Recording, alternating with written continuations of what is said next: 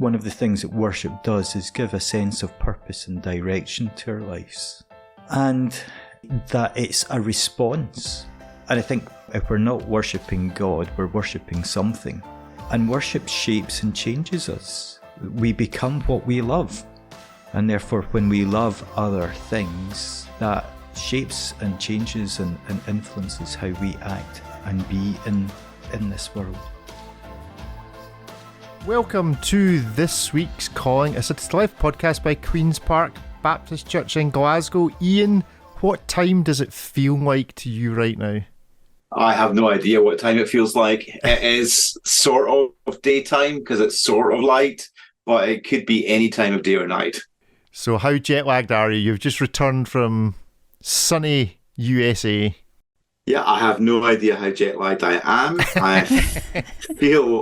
I feel I'm awake, but I'll let you be the judge of that in a moment or two. Brodie, have we got some extra Greek words and Hebrew and some Aramaic thrown in there this morning just to keep Iain alert? No, but I was thinking that he should get all the hard questions.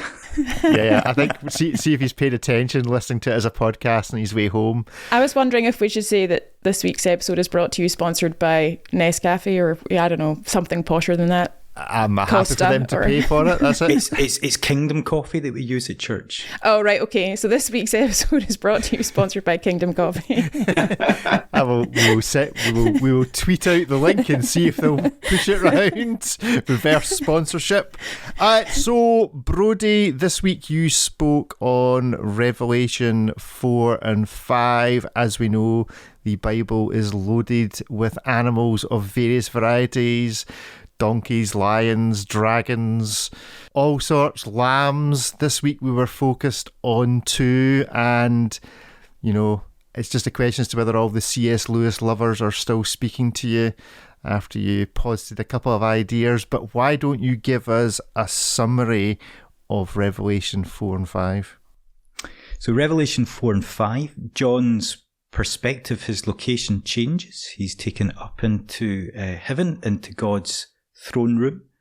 The imagery is a mixture of a throne room and a temple, which I think speaks to the uniqueness of God's authority. I think one of the important things to say is that while his perspective has changed, this is still a message to the 7 churches. This is still this word of strengthening and encouragement for Christians who are living in the midst of an empire, in the midst of an environment that has all sorts of challenges, trying to draw them away from faithful and true worship of Jesus as Lord. So John has shown what true worship is like, and the good news that even if the world is busy worshipping everything else, in heaven there is a myriad upon myriad of a heavenly host worshipping God and praising his name. I love, I'll add this in, of a quote from Eugene Peterson that I thought was too wordy for Sunday.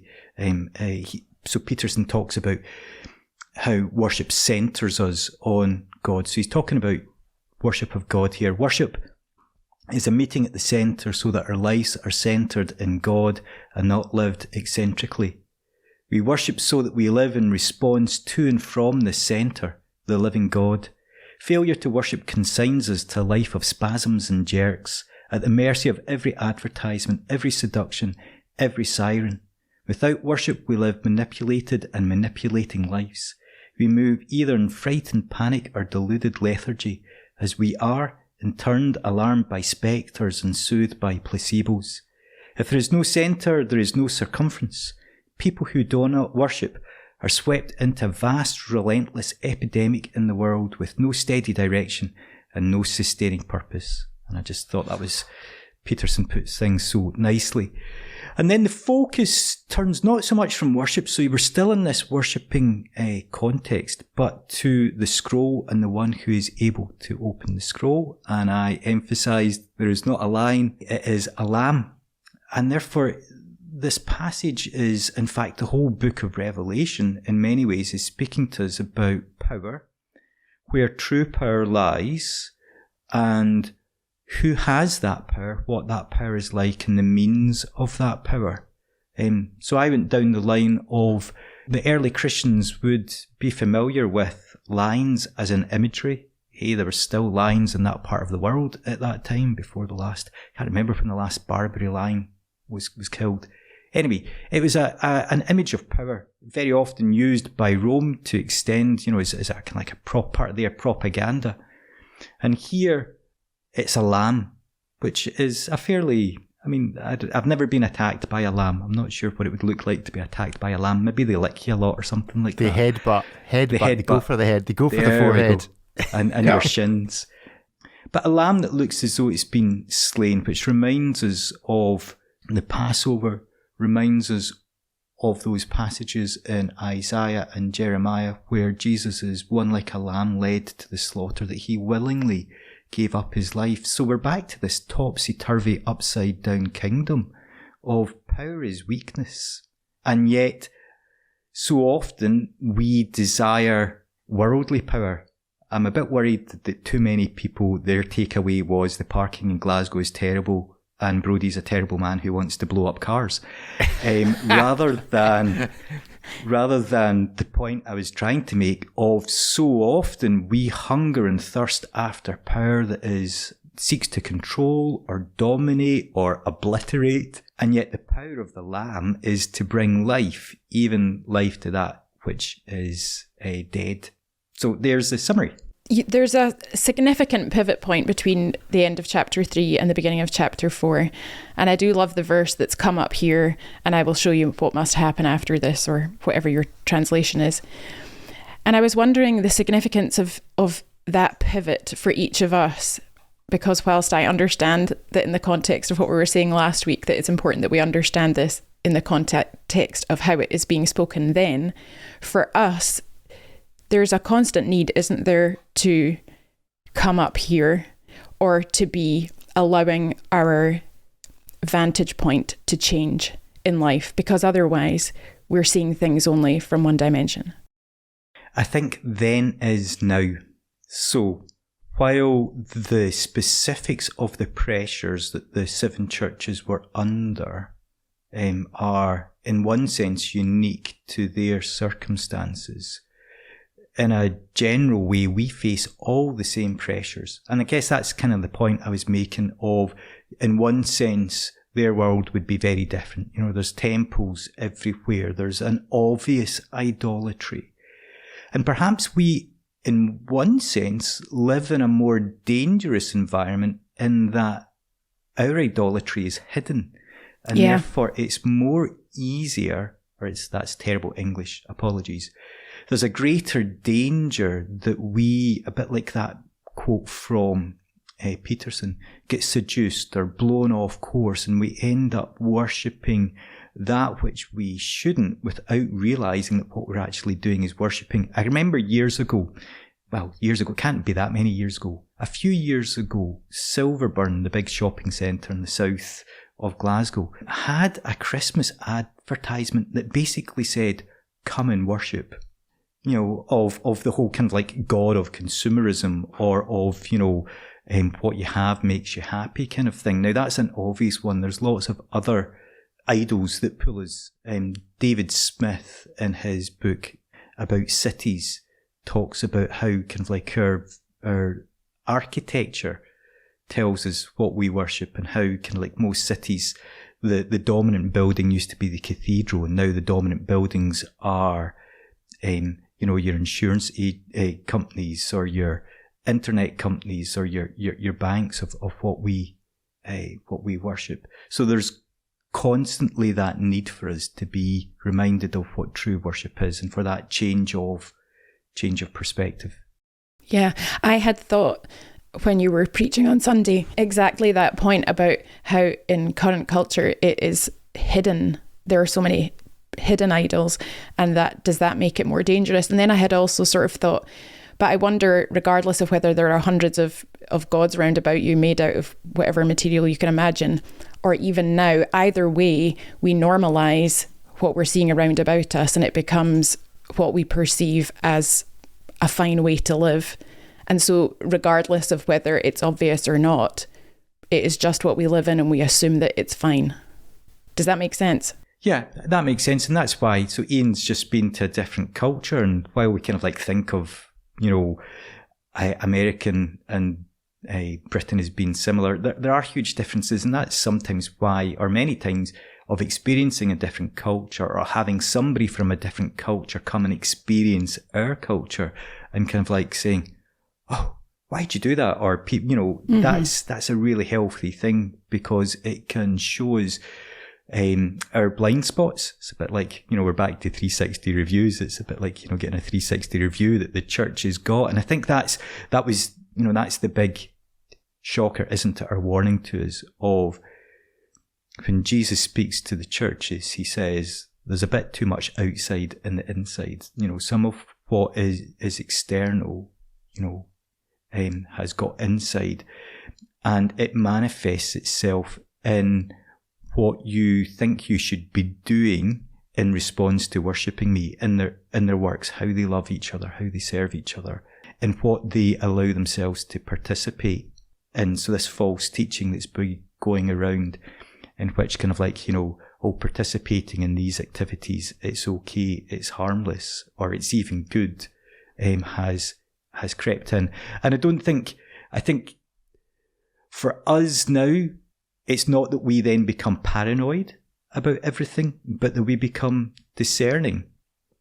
And above all, that we're centered in God. And God, as he reveals himself, rather than, because I think there's the whole kind of like danger of, as Karl Marx picked up on Feuerbach's critique of that God is just a projection of kind of like the perfect man of who we want to be. And that's a constant challenge for us. That's why reading scripture, being attentive to it, is really important, because it corrects the false pictures of God that we so often construct, because we want to create kind of like the God who rescues us from our particular kind of like hobby horse or whatever. So I want a God that kind of like gets rid of cars that are parked in front of my house, to go back to my silly analogy. But that's so John is given this vision of who God really is. Yeah. Mm-hmm. And he's a lamb. Iain, to Brodie's point, did you, in your travels, notice anything in particular strike you? Is it the first time you've been significantly overseas since COVID? I don't actually know the answer to that question. Oh, gosh. No, not exactly. No, I think we've been to somewhere, a couple of places in Europe since then. I think it's just really hard because, you are traveling as a tourist. You're not really deeply engaging in a culture. Of course, there are things that are different. We did visit the Meta building on Sunday. I don't know if that says something about our worship. It was next to our hotel. But I mean, and I think this is maybe going really down a rabbit hole, but just talking about how our cityscapes perhaps determine what we value and therefore what we worship, in a culture which is no longer physical, is that to some extent disappearing? Because, when we looked at those buildings, there weren't very many details to actually say what the buildings were or what they were for. They were really quite functional. So if your value set is an online value set, maybe we actually will find that our idols become much more virtual idols. And we're now gravitating to a culture in a world where it's no longer quite so visual, what we're being drawn and directed to. I guess that's always the case, isn't it? Because idolatry, as we're really kind of talking about here, is a matter of the heart, and of the way in which our own spiritual realities create things to worship. I was certainly drawn just to, I think, one of my go-to passages in the Old Testament, which is a real defining passage in Jeremiah 2, where God's critique of his people is that they have forsaken him, who is the spring of living water. So that's a kind of detachment from God as the source of our centering and of our worship. And then he goes on to say, and have dug their own cisterns, broken cisterns that can't hold water. And I think that really is the nature of false worship and idolatry, is that we create for ourselves that which can't really contain our worship or fulfill the longing of our hearts. And it just manifests in different ways culturally, it manifests in different ways historically. But in many ways, the old gods just take on a different face, don't they? Yeah. I think what's interesting about that point is that online means that the capacity for it to be hidden, within ourselves, and it just means that it becomes something that is much less obvious because only you know the things that you're involved in online or looking at online or your phone use or your whatever. That sort of feels like a new point to me there. It's often what we look through that we actually end up looking at, isn't it? You kind of think something like social media is a media, a means of seeing something, but it actually then becomes a way of changing how you think. So actually what you get involved in begins to shape how you think about things. I mean, we know that even sort of neurobiologically, that how we look at things begins to shape how we think. And so, I mean, it just plays to that part that we become like what we worship, but what we worship may actually just be the means to something, rather even than the end in it and of itself. So you can become attached to your phone, and therefore that then becomes really controlling of your life. You only begin to use it as a tool, but the tool then begins to master you and begins to shape how you think. Yeah, I was at the GP surgery last week for an annual checkup, and I was aware that as I walked into the GP surgery, there was only one other person in the waiting room. It was an old chap, maybe in his late 70s, and he was just sitting there. And I checked in, and even before I had sat down in the waiting area, I had my mobile phone out of my back pocket and was already reaching for BBC News or Instagram or whatever. And as I sat, just as I was saying, because we've been speaking about spending time with God, and part of that is learning first of all to wait and do something else. And as I sat down, I was suddenly aware that this guy, maybe he had a mobile phone but was just more disciplined than me.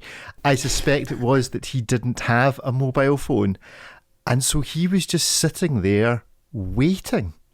He was literally just sat still with his hands on his lap, just looking at a fairly empty, but he was from a generation that knew how to wait for things. You sat in a waiting room. Okay, you maybe read the 40-year-old, copy of Scottish Life or whatever it was, but because of COVID, there's none of that now in doctors' waiting rooms. There is nothing. There's not even toys for the kids. You've just got a chair and you sit and wait. And I was very aware of going, right, I'm gonna be like this guy over here. I'm gonna put my phone away and I'm just gonna sit and wait. And it was really, really difficult. And I'm like, if I can't even wait for 30 seconds, how am I going to sit quietly waiting on God for 30 seconds? I just thought it was an interesting discipline of how, in this particular case, social media, mobile phones, it's just such a habit that is really difficult to break and make the space. Because anytime there's any space to fill, a lot of us, maybe it's just me, but I suspect not, fill it with the little machine that's in our back pocket. So we've gone from corrections corner to confessions corner. I quite like that, Richard. Yes, that's fine.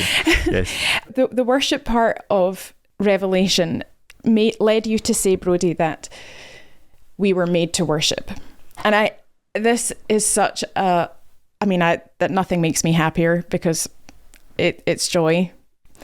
But I was thinking about this in the context of a concert that I went to a number of years ago, and it's probably going to be one of those concerts that's sort of the highlight concert of my whole entire life, in that it's my favourite person that I would ever wanted to see, and I ended up managing to be in the front row and high-five the artist, and it was just joy. Go on, and tell them who. No, I'm not going to. I'm not going to. No, I'm carrying on. I'm carrying on. Tell them who it was. I'll say because I was there. I saw you do it. I saw you high five Billy Joel. It slipped out. So, and I remember being there at that moment and thinking, gosh, this feels like worship. This just feels like I am so loving this guy. I think that his talent is off the chart. And there's a thing within me that I cannot stop that is just rising up from the pit of my stomach that is just, you're utterly amazing. And I can remember just checking myself and having a moment and going, this is like worship of another human. And I'm not saying that it is not wrong to enjoy our football teams, our the musicians that we love, or whatever, fill in the blanks. But there is something within us that is just so made for worship that we almost can't stop it. And I wondered if we could explore that for a minute. What is it within us that means that we are made for worship? Is it an overflow of love?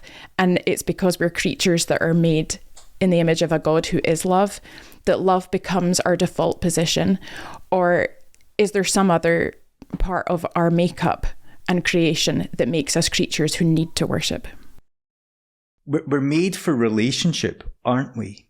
And I wonder whether that is one of the things that feeds in for this need and this desire to worship of something bigger than ourselves. I think Peterson hits it on the head when he says that one of the things that worship does is give a sense of purpose and direction to our lives, and that it's a response.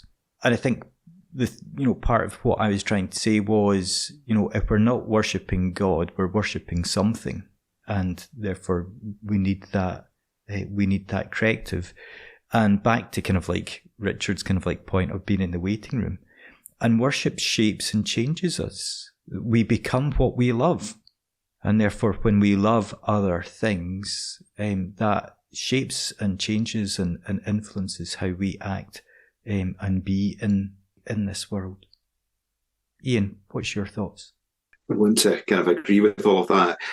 I think there's also at the centre of all of what we've been thinking about is a lamb who opens up the nature and reality of heaven to us.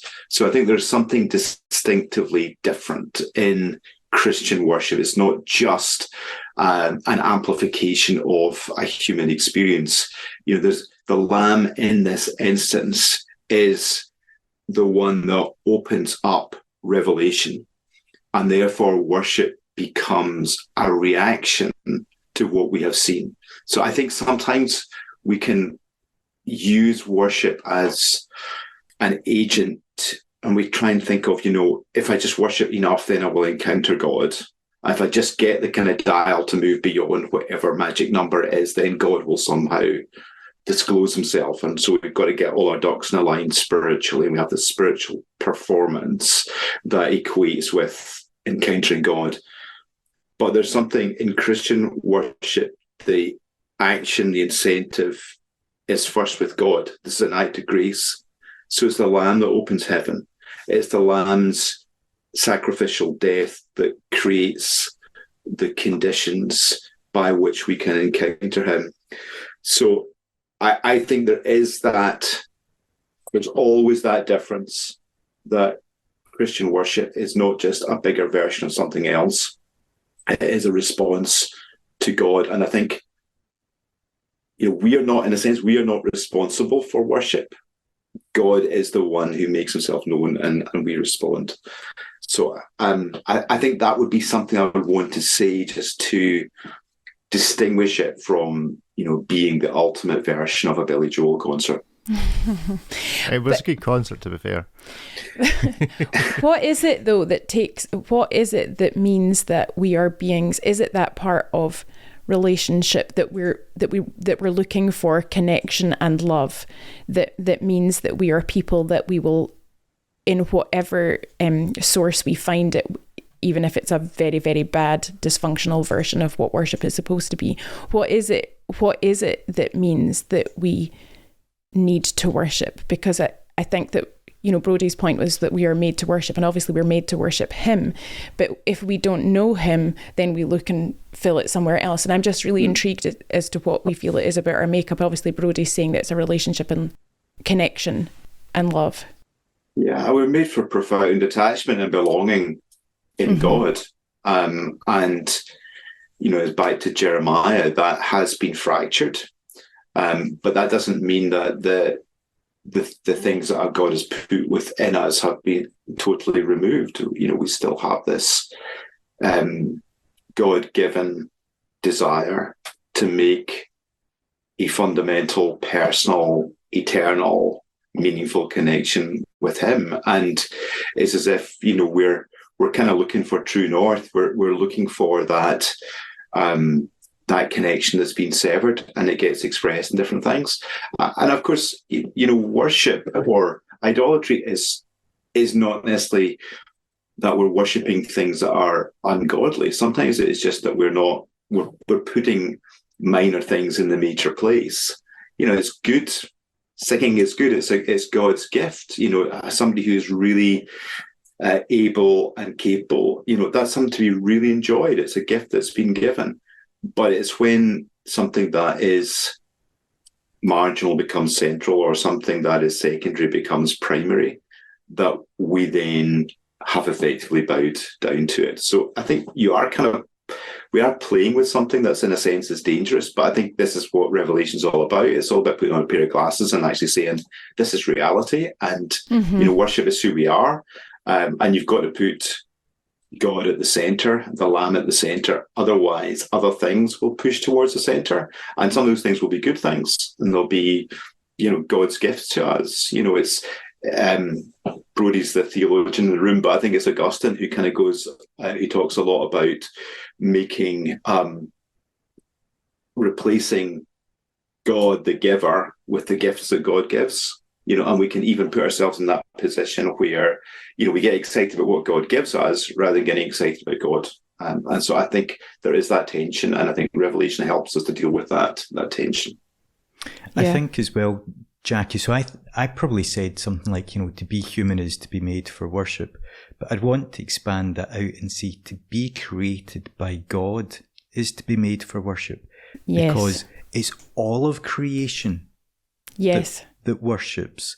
So we have all these created beings, angels, in the heavenlies. And I think that's the other thing of Revelation 4 and 5 is not a picture of future heaven. This is what's happening now.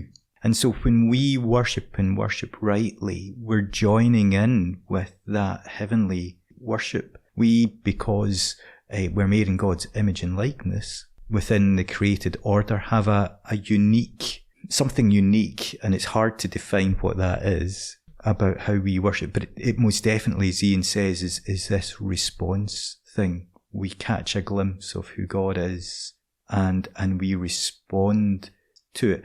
And the fact that, people can go, I can remember being at a gig and, thinking, man, this guy would make a superb worship leader.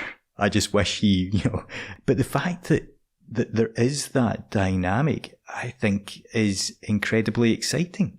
Of, man, if all these people that are worshipping this person, or this person who's so talented at kind of like, lyrically and musically, if they could just realise who it was that they were made to worship and worship them, wouldn't that be fantastic?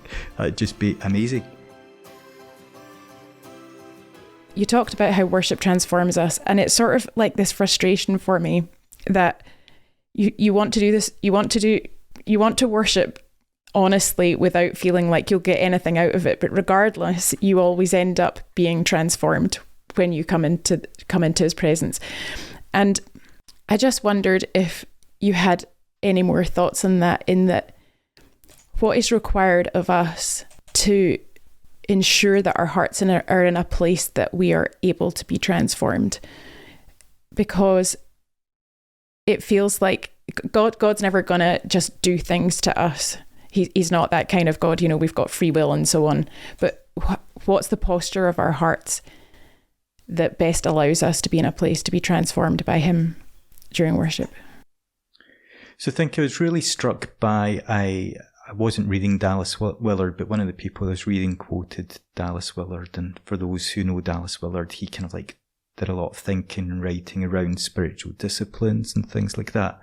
one of the things that Willard said is it's not the habits themselves, but it's the Spirit who ultimately forms us. I mean, there is something that forms us by, habits. If you exercise, and get into that habit, it transforms. But that deep spiritual transformation, and I think it comes down to desire, doesn't it? In many respects, of I am choosing to, or I desire to be changed by you, God, and I'm choosing to be in environments where I'm going to encounter your Spirit. There is also that kind of like aligning of our will, which always seems to then want to kind of like a miscoiled spring always wants to kind of like spring back to its deformed shape kind of thing. And I think that's why we need to worship regularly, because we spring back out of shape. And there's both the personal and corporate elements to this of, I'm doing really well with kind of like, loving people and whatnot when there's nobody beside me to love. And then you stick beside somebody who rubs me up the wrong way, and, there's an opportunity to interact there. And while singing is core to how we worship, of having a bigger picture of worship that's beyond that. So worship, I don't think, can be everything and anything, but to have almost like, when Paul says, pray constantly, to have like an attitude of worship and to express our worship in different ways is helpful. Iain, is it because worship requires us to submit and to acknowledge that God is sovereign and Lord over us, and so therefore we're putting ourselves back into we're correctly seeing things because we're acknowledging that He is Lord and that we are not? Is that the key element to why it becomes something that's transformational?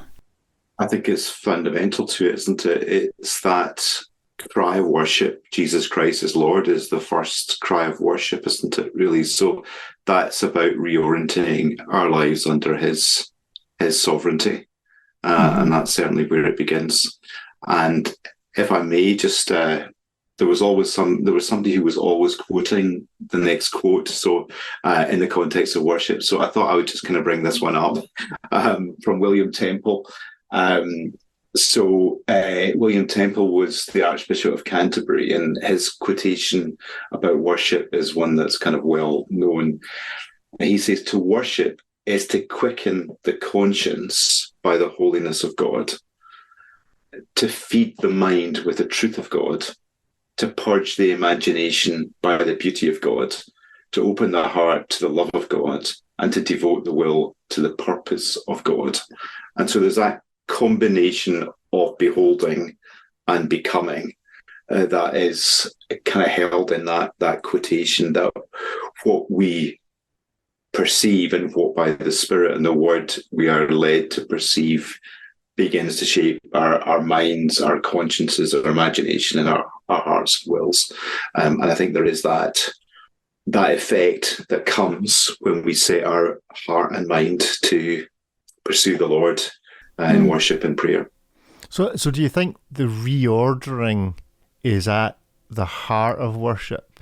Because I'm listening to all this, I'm thinking, as I'm listening, I'm not feeling more and more confused, but I'm thinking deeper and deeper, what actually is, this is the song at the heart of worship, what actually is the core component?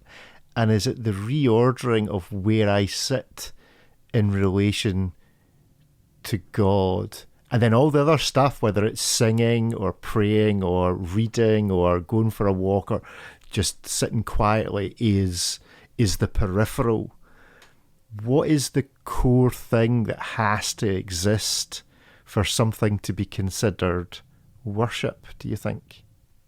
That should be an easy one to answer, considering how jet lagged you are using. So chapter 5's over there somewhere, but never mind, carry on. So it's an act of attention, isn't it? It is seeing God and responding to who God is. That's worship. We behold God in His beauty, in His holiness, in His grace, in His love, in His mercy. I love that quote that Iain's just read by William Temple. And it reshapes our heart if we allow it. It reshapes our sight, our imagination. I like that, purges our imagination. Because worship is not just affirming something of saying, God, this is who you are, or affirming something of saying, this is who we are.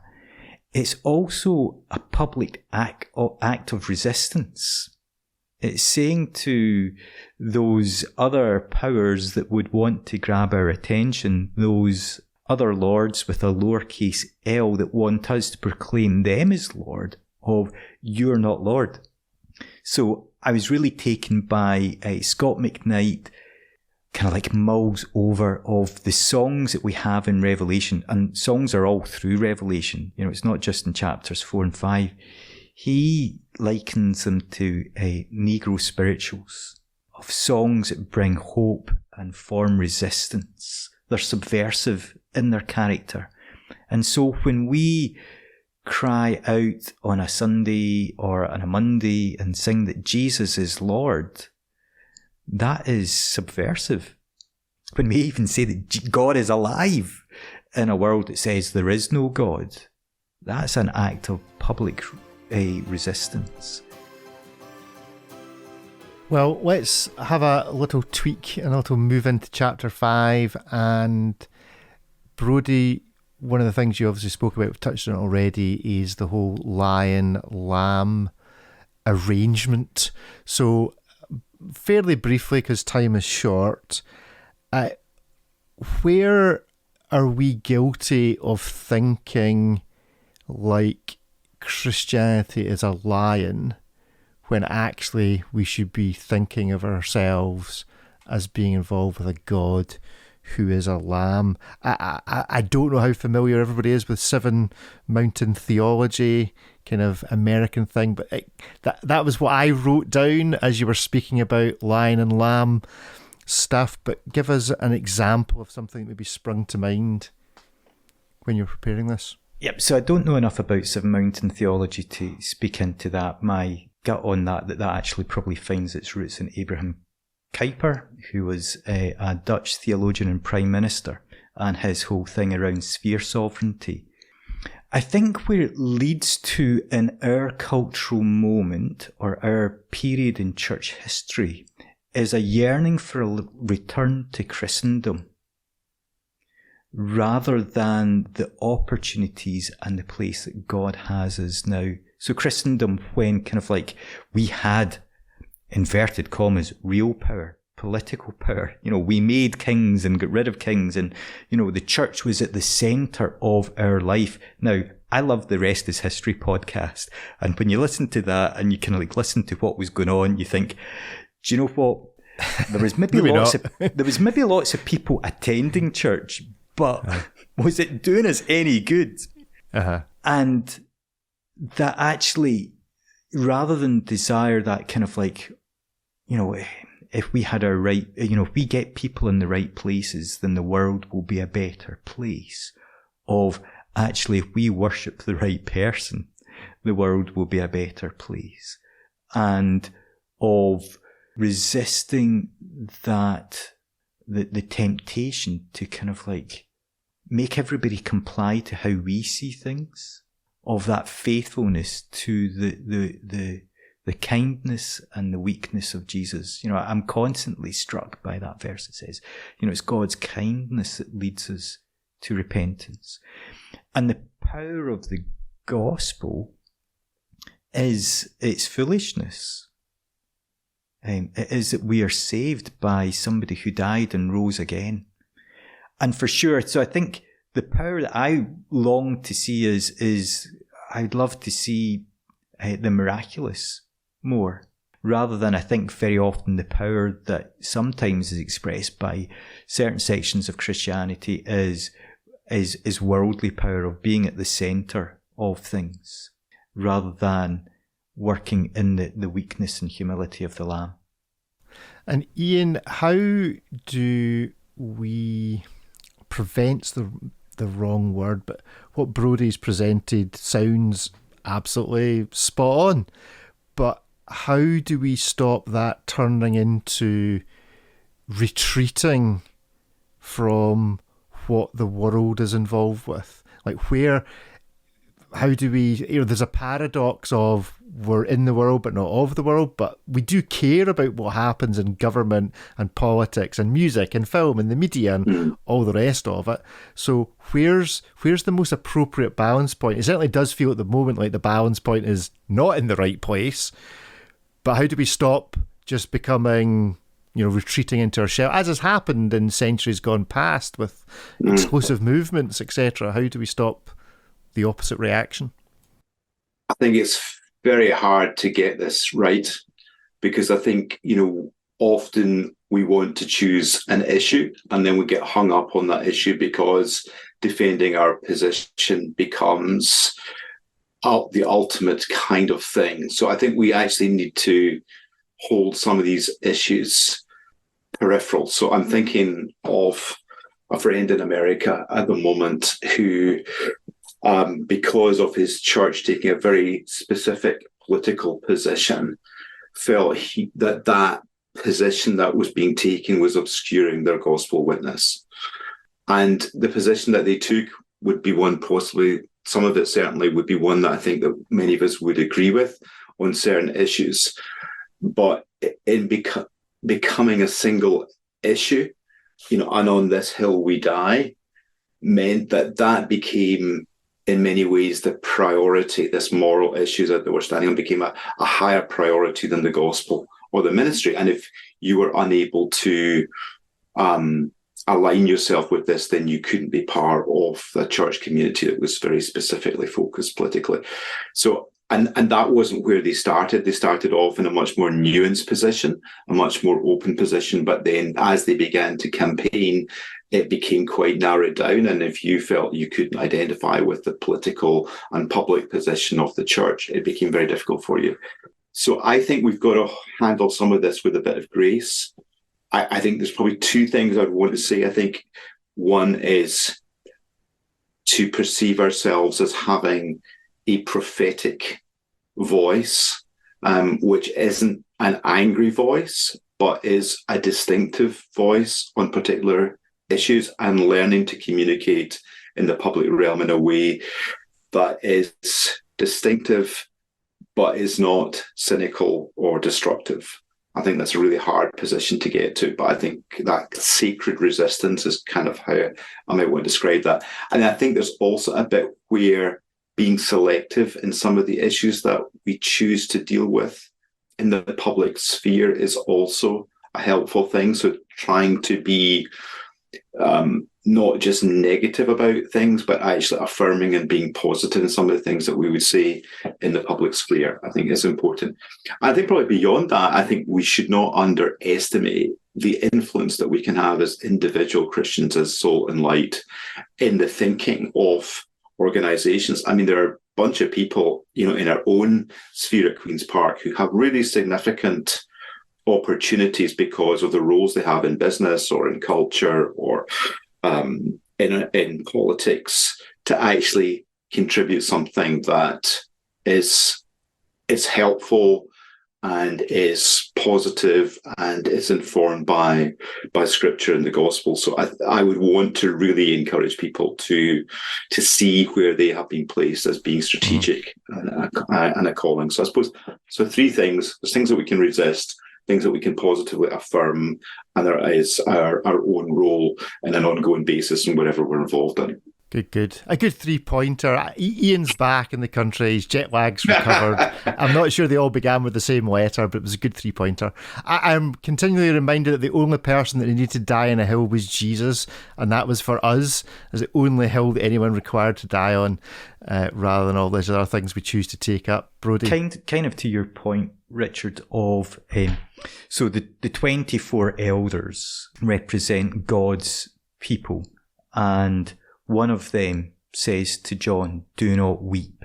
And there's one commentator who says, here's an example of what we are called to do as church, to come alongside those who are weeping, to comfort them and to bear witness to the victory of the Lamb. Do not weep, see the Lamb. And that's what we're called to. And what that looks like is in some respects the difficult bit and the challenging. But certainly that call to come alongside those who are weeping and bring not just, mentioned C.S. Lewis. He like always talked about soft soap and bubbles, not just bring kind of like something that's frothy, but the comfort that we as Christians are able to bring is real and tangible of that gospel hope, and the challenge is, what does that look like in our circumstances? Well, we're going to bring the show to a close, but we're going to introduce a new surprise section. So I thought, a little bit of cultural reference. I would like to know, especially Iain, as you've been in your holidays, I would like a recommendation from everybody, or an admission as to what is currently either the book by your bedside or the podcast / musical artist that you're listening to that you think everybody else should maybe go and have a wee look at. So Iain, confess what books, and they don't need to be Christian, it could just be that you were listening to some nice Bob Dylan or U2 or something. I'm sure it may age there significantly. Right, so first up, Brodie, give us your playlist, whether it be books, music, TV, film, whatever. What's in your playlist? I don't listen to loads, and well, I dip in and out of music. So, like, favourite artists just now, Gary Clark Jr. Or John Mayer. What I'm really enjoying just now is the Ashoka series on Disney Plus. I like all the Star Wars stuff. Star Warsy boy. So I'm even kind of like listening to kind of like some of the YouTube kind of like, oh, here's what this means and here's where this going, and we've deciphered the runes on this building and it says this, that, and the next thing. I quite like the geekiness Good stuff. Of that. But yeah, kind of like Gary Clark Jr. stuff just now. Excellent. Jack, what's on your playlist? Book, music, film? I mean, this is an TV? impossible question. You should know this. I am enjoying an album by Anna Golden, an album called Church. It's not a sort of congregational sing-song album. It's a personal reflection album that I'm enjoying, along with an album called Women Who Worship, which I don't enjoy the title of because all of us worship and I hate being sort of singled out according to my gender. However, it is a really, really great album and has some fantastic songs on it, particularly one called Great Mystery by Jesse Early, who's a big favourite of mine. You've had the opportunity to read and listen the most in the last couple of weeks. Well, just a kind of couple of shout outs for some things I've discovered. A really great dance track to kind of get you moving and get your level of energy up. Angelica Kedijo, and the song is Agolo. So that's a good song. It's like African dance music. So that's that. And I've just purchased Mustafa Suleiman's book, The Coming Wave, which is all about AI and what's going to happen in the world of AI. So I'll maybe do a little bit of a feedback on that next week after I've read it. But that's kind of my reading list and music track to listen to as I'm reading. Good stuff. Excellent. I'm almost tempted to say, well, I'm reading the Bible, but I'm not. Well, no, I am. But I'm also reading this book called The Ballot and the Bible by somebody who'll be familiar with Caitlin Chess from her podcast appearance. But there's another book you're reading. Come on, confess. There is another one, which is a book that Iain's continually talked about called A Failure of Nerve. I'm like only in page 10 and a message and say, yeah, I see why you quite like this book. It's quite good. I actually confessed to having made a mistake, which is I had put it in my Amazon basket so many times thinking I should really buy that. It sounds really good, that I actually ended up with 2 copies of it. So if anyone would like to borrow a copy, because I ordered it without checking, I'd put it in the basket twice. Well, I don't know, maybe you should be doing a free giveaway and turn it into, if you make anyone who submits a review for the podcast gets into the draw. Okay, so if you put a written review in the podcast and we can identify who you are, then when we've got sufficient number of reviews, we'll do a draw for this book, A Failure of Nerve by Edwin Freeman. So there we go. Right, you've got a very quick sum up. Jack, final thought? That I want to be willing to have my perspective changed and to come up here and remember what's happening truly in the world. Iain? Yeah, just very simple. The greatest power in the world is sacrificial love. Oh, excellent. Man. I don't normally do any final thought, but I'm going to do one, which is I so want to see Iain listening to this dance track. But other than that, Brodie, what's your final thought? final thought is, every other throne in the world can be shaken, but never that of God. His throne is permanent and secure. We're not the victims of chance, fate, or luck. There is a personality at the centre of the universe, and this makes all the difference. And on that note, goodbye. Goodbye. Bye.